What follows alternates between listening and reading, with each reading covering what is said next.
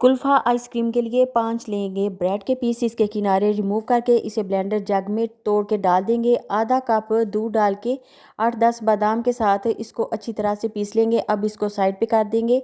आधा कप चीनी लेकर देगची में डालेंगे। लो फ्लेम पे इसको करना है हमने कैरमलाइज़। जब अच्छी सी कैरमलाइज़ हो जाएगी तो फ्लेम ऑफ करके इसमें दूध ऐड कर देंगे और 3-4 मिनट इसको पकाने के बाद जो बैटर हमने बनाया था वो इसमें डाल देंगे और मज़ीद इसको 7-8 मिनट पका के गाढ़ा करने के बाद हमने फ्लेम ऑफ कर देना है और इसे ठंडा करने के बाद किचन के किसी कंटेनर में भर लेंगे और इसमें 1 पैकेट क्रीम का डाल के अच्छी तरह से मिक्स कर देंगे। अब इसमें कटे हुए पिस्ते डाल के गार्निश करिए और 6 से 7 घंटे इसको फ्रीज़र में रख दें तो मज़ेदार सी कुल्फ़ा आइसक्रीम जो है तैयार है।